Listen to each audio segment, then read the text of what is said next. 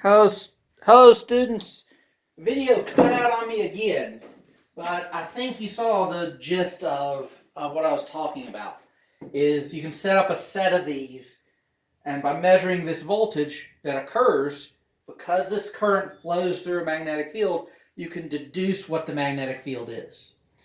All right, so I'm going to let y'all read in your textbook and do some other research as to exactly how this works. This is just a conceptual outline. I didn't want to spend a huge amount of time doing this because I need to do some other stuff. I also want to tell you about motors. And so that's what this video is.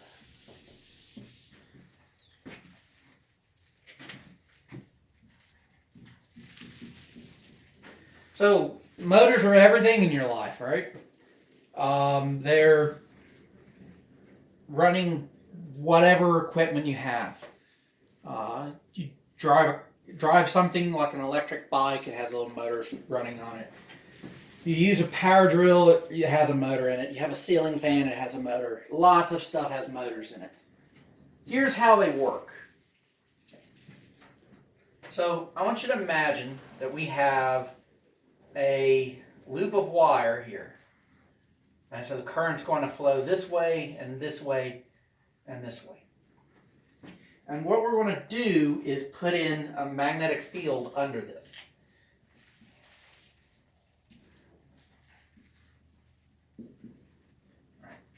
Now, remember that the force that we're going to experience looks like F is ILB sine phi.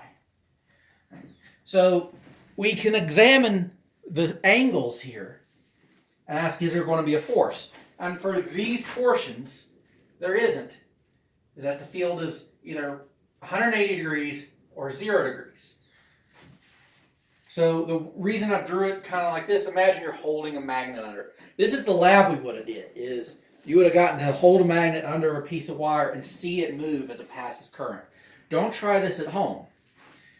Because the way this was set up, you would have passed a lot of current to see a small motion. I don't want you messing with small motions and lots of current.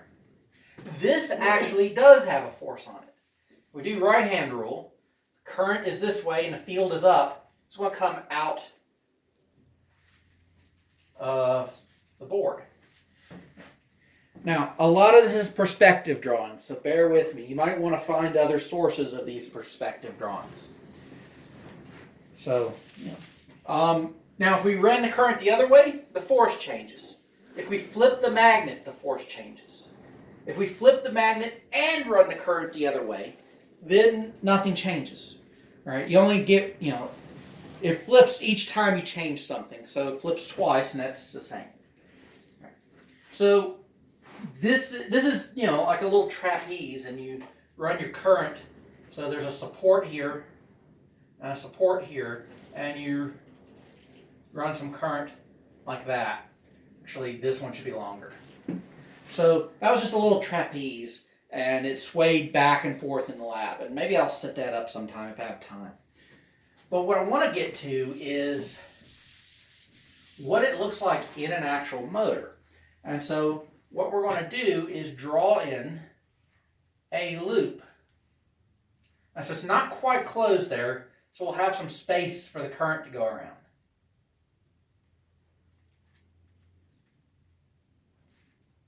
All right. Almost screwed up that one. All right. And then we're going to put in a magnetic field. And the magnetic field, in this case, is going to be into the board.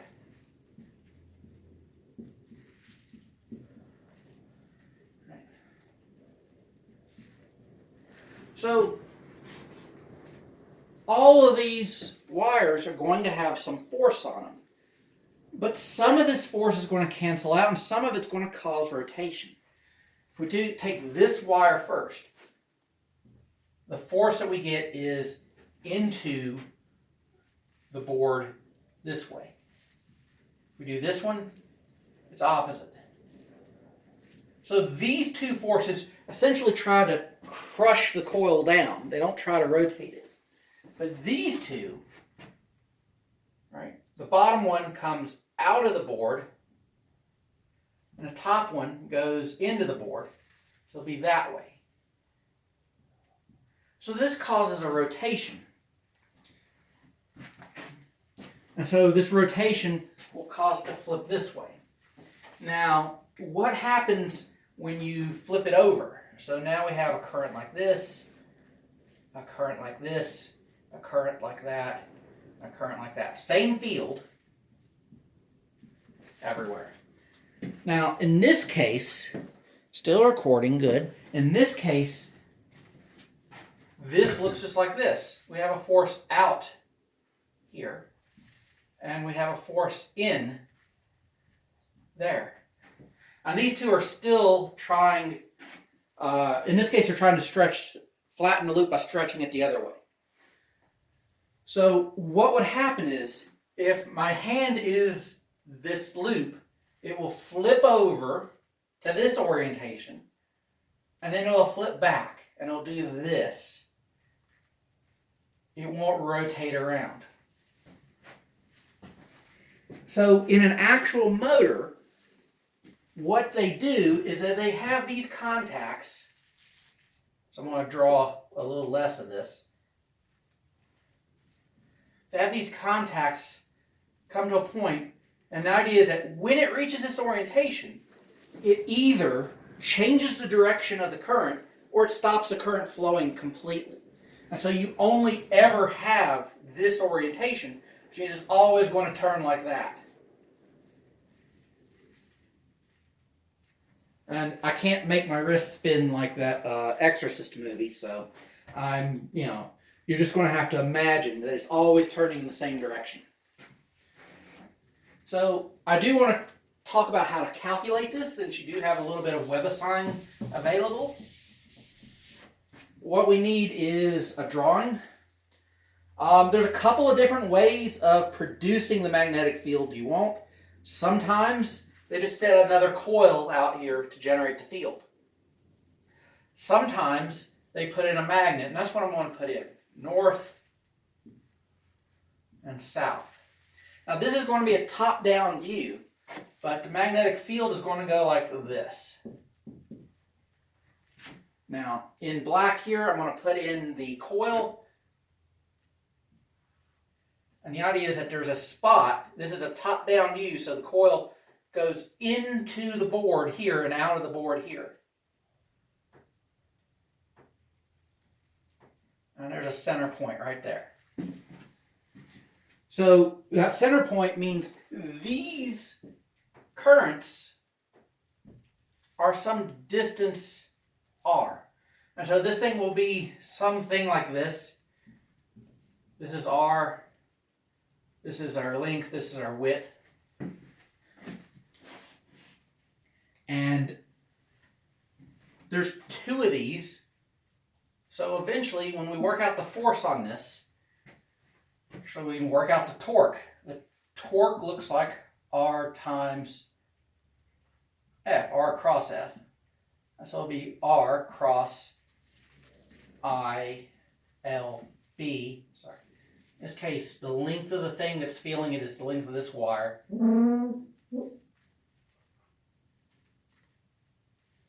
And this is going to be at 90 degrees for the field, so it's fine. But it's going to have an angle for this torque.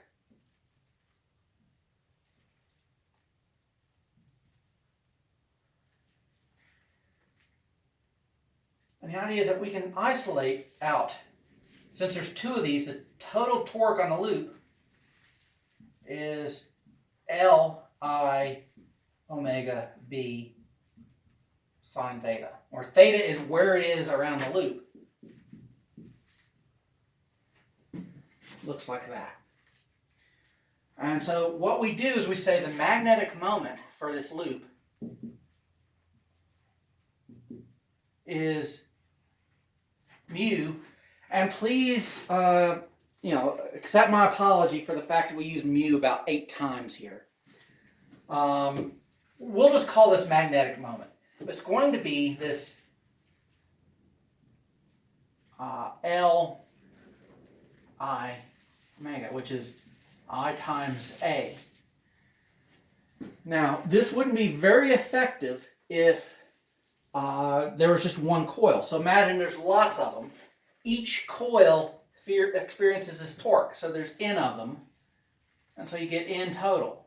So N is number of coils, which is called turns. And then we can say that the torque is mu cross B. And that's what you're seeing in your textbook.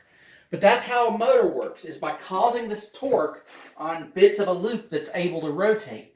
Nowadays, you put current in on the axis, and you can switch the direction of the current and cause there to always be a torque that causes it to rotate. So, again, this is kind of supplementary. I'm going to go on and do other stuff I think you need to know. But, this is good for now. Good, we're still recording. Great.